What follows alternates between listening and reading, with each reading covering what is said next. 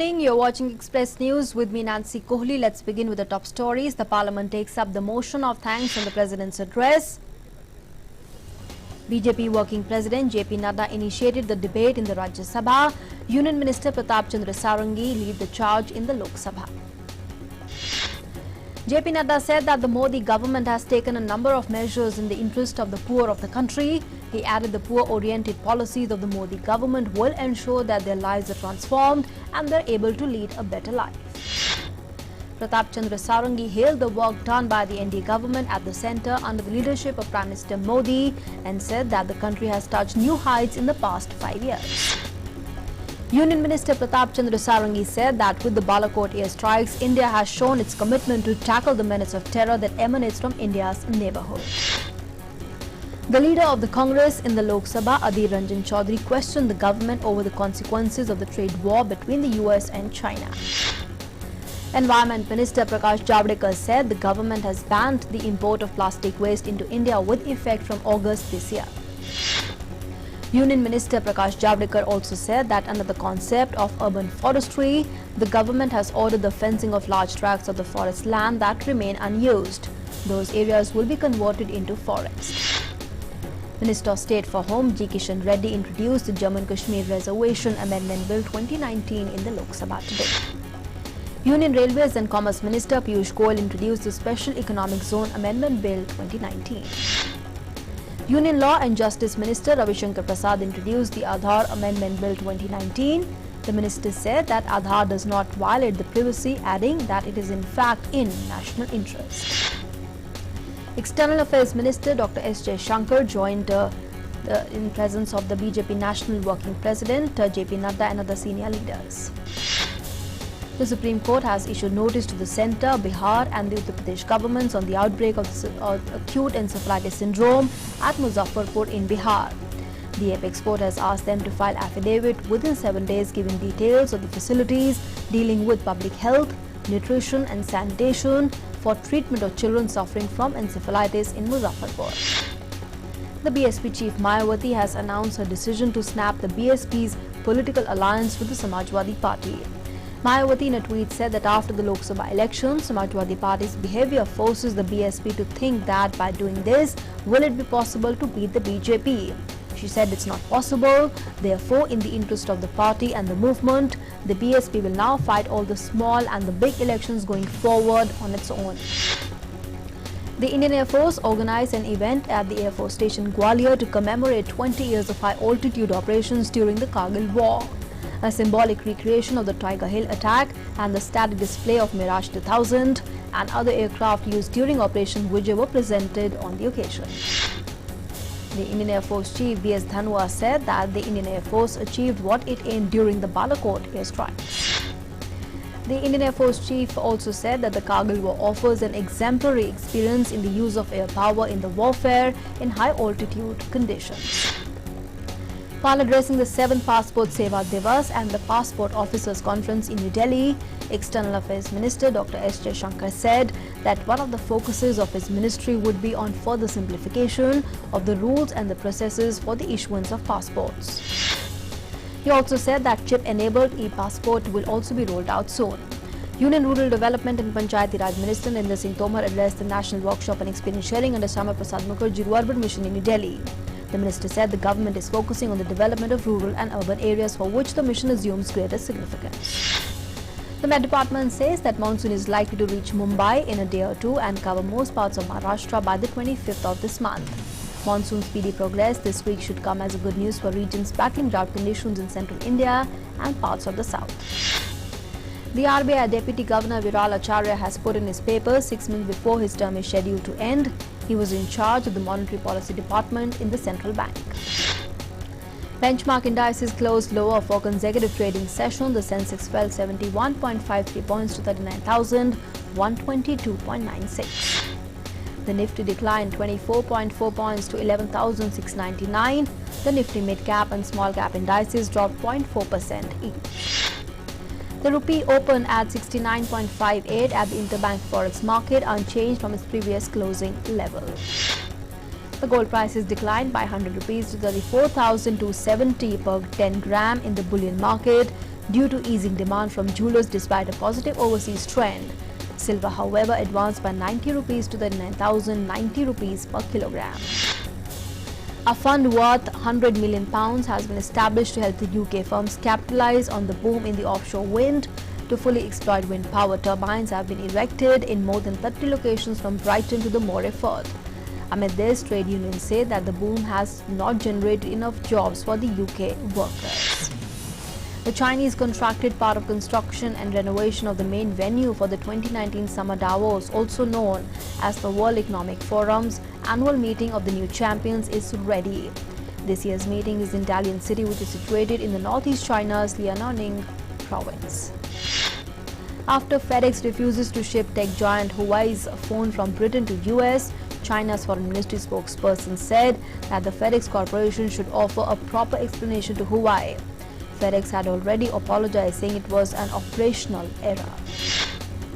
The US will impose major new sanctions on Iran today, days after he abruptly called off a plan for airstrikes against the Islamic Republic after Iran shot down a US drone.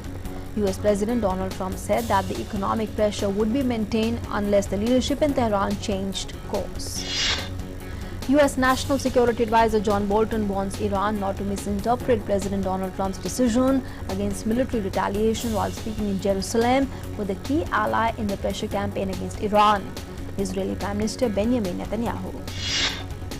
The Israeli Prime Minister Benjamin Netanyahu also extended support to the US, saying he was pleased to hear President Trump make clear that pressure will continue and that pressure will only increase. Iran Foreign Ministry spokesperson dismisses any impact of the US sanctions, asked if there is any sanction left for America to impose that has not been imposed on Iran recently or in the last 40 years. US President Donald Trump will visit South Korea this week to discuss ways to revive denuclearization talks with North Korea. The presidential Blue House spokesperson has said that Trump is set to start his two-day visit on 29th of this month and hold a summit with the President Moon Jae-in on 30th June. North Korean leader Kim Jong-un receives a personal letter from the US President Donald Trump and will put serious thought into its content. The state-run news agency has reported that Kim has described it as of excellent content. Ahead of the G20 summit in Japan, Chinese Vice Commerce Minister has commented on the ongoing trade war between the US and China.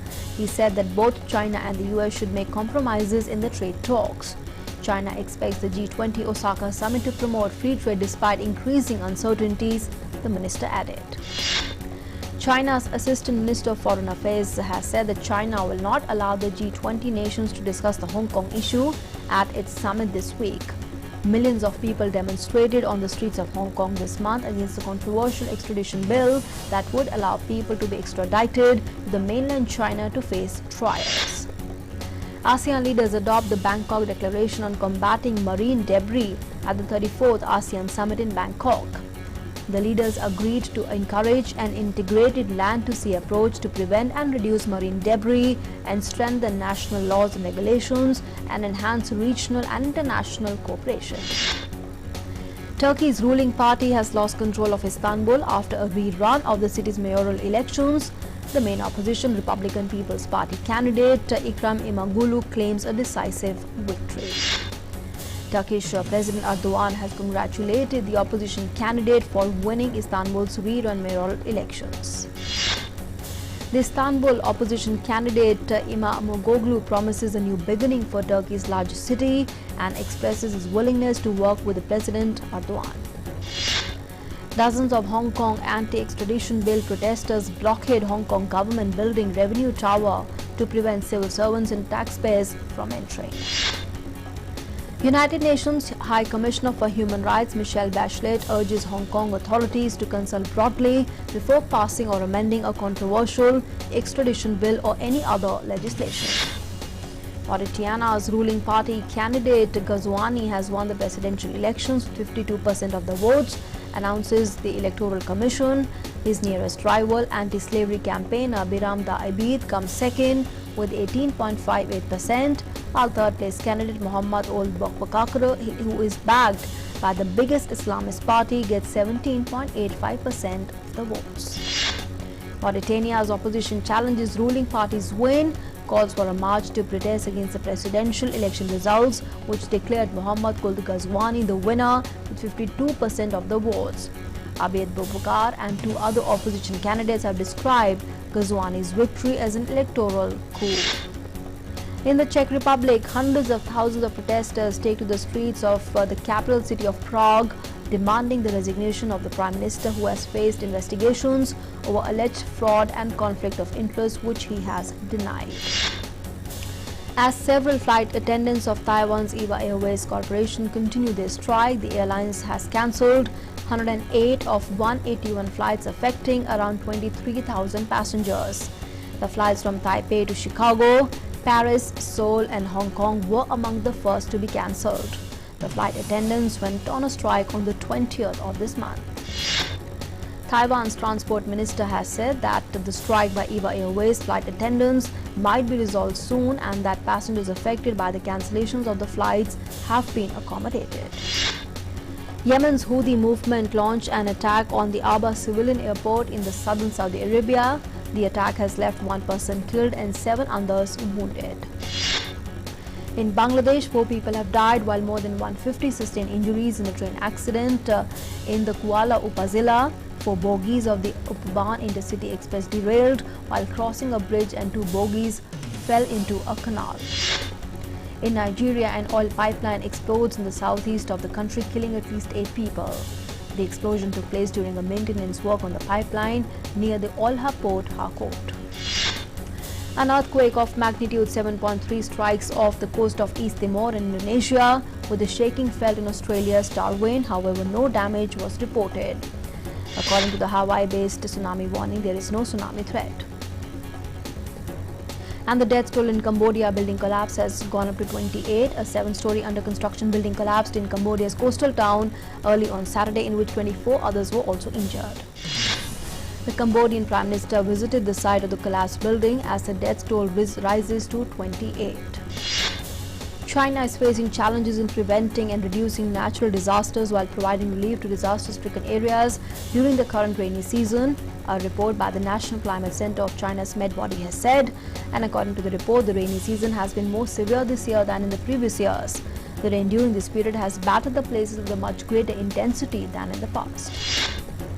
Bangladesh has lost a total of 16,400 kilometers of waterways due to the negligence and lack of supervision, the State Minister for Shipping has informed the Bangladesh's parliament. The government of Bangladesh is taking steps like setting up of a river commission to protect rivers from pollution and save them from illegal occupiers.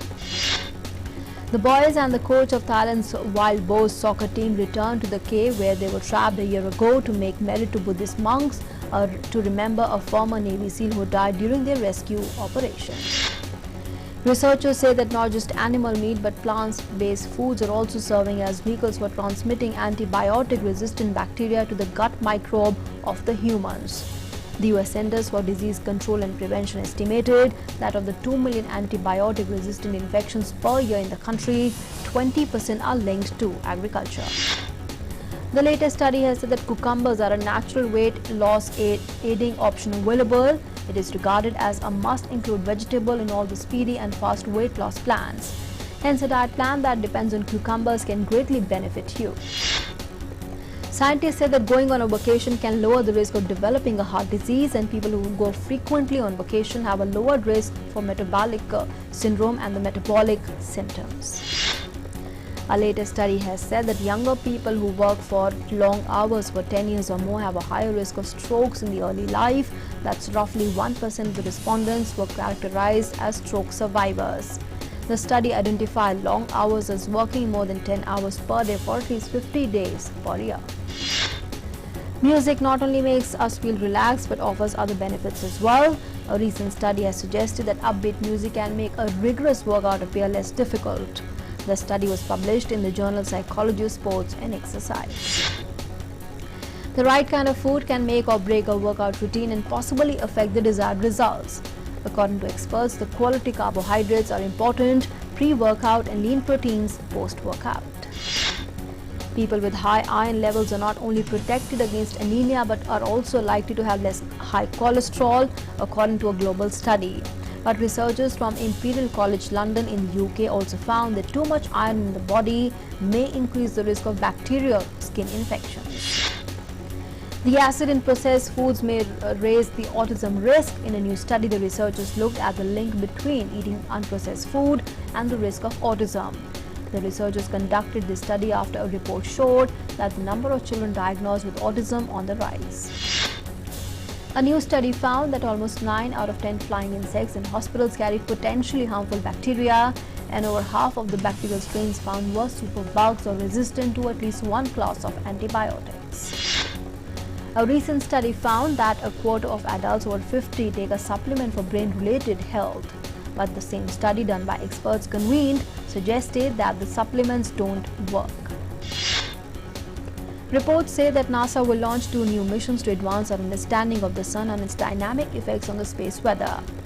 One of the selected missions will study how the sun drives particles and energy into the solar system, and a second will study the Earth's response. Facebook has unveiled plans for a new cryptocurrency called Libra.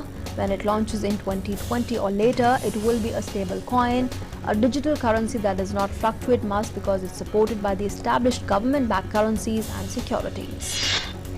A worldwide group of astrophysicists have discovered 2 Earth-like planets potentially capable of supporting life. The discovery is the latest success from the Canis project, which according to the scientists was specifically created to search for planets around the lightest stars. Microsoft has banned its employees from using the free version of Slack, reportedly due to security concerns. As per the company, Slack Free, Slack Standard and Slack Plus versions do not provide required controls to properly protect the Microsoft intellectual property, and hence it advises that staff should use its internally developed software instead.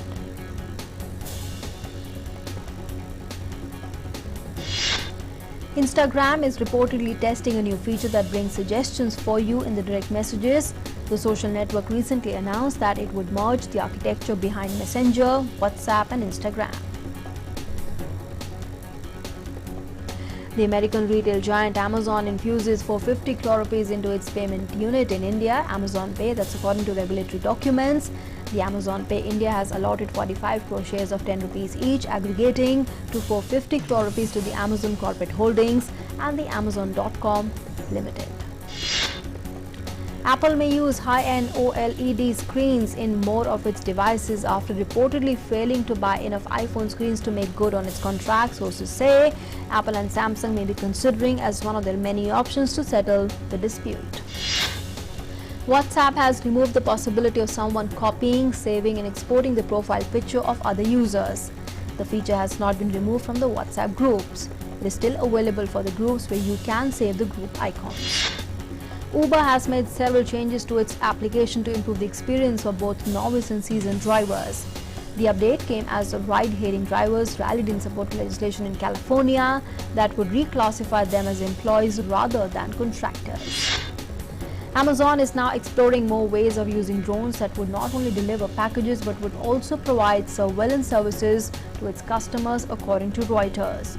The service of the drones could be limited through geofencing, a technology used to draw a virtual boundary around the property under surveillance.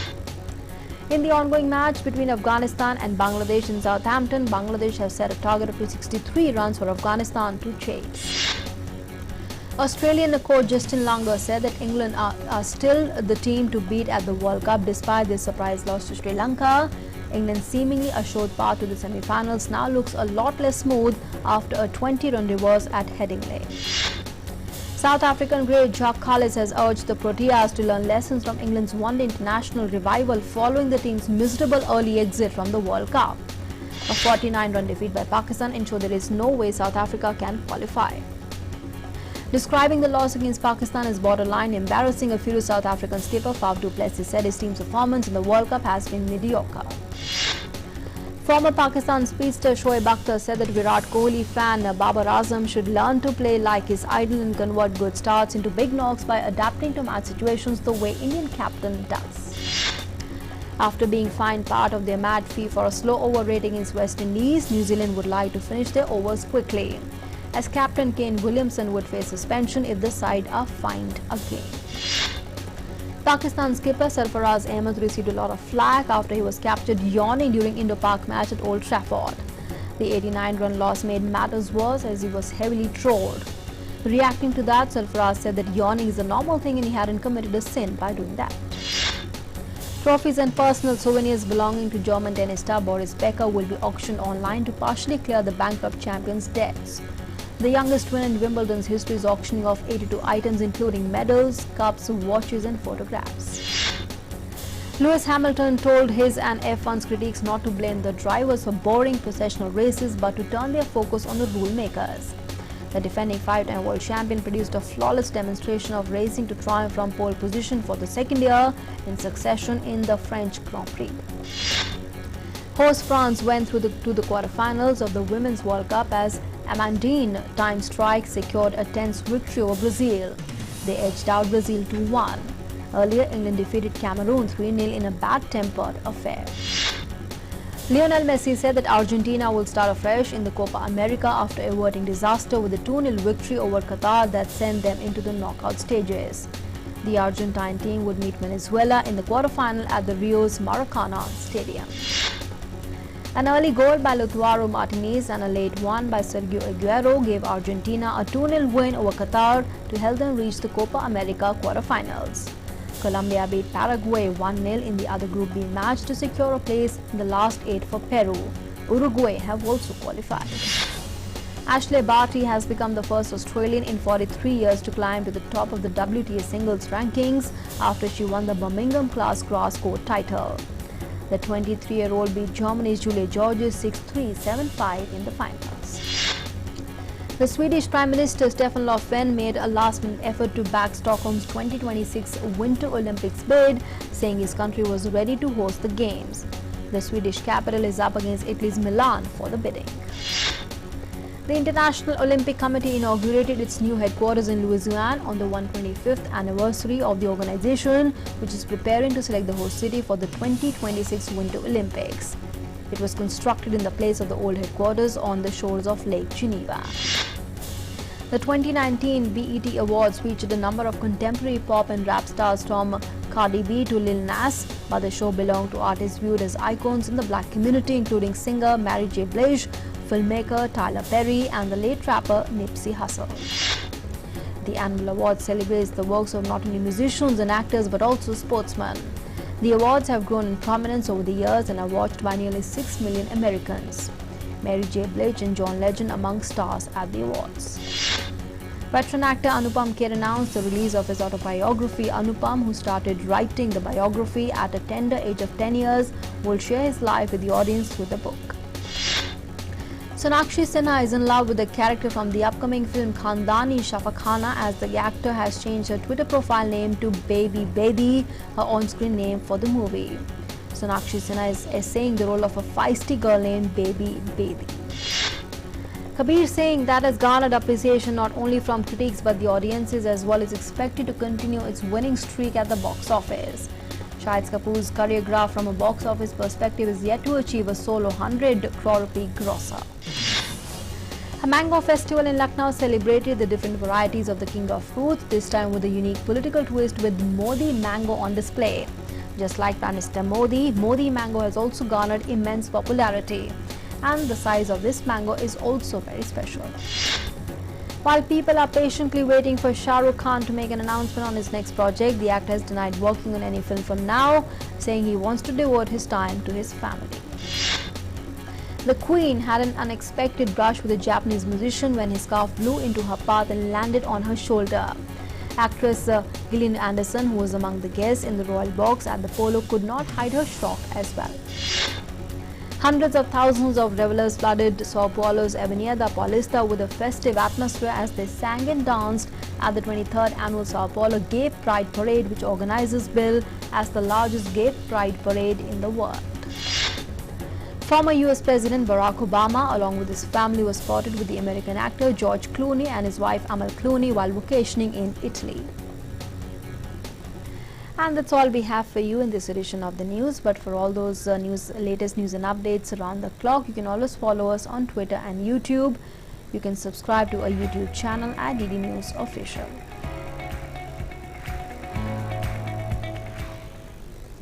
That's all in this news. Thanks for being with us.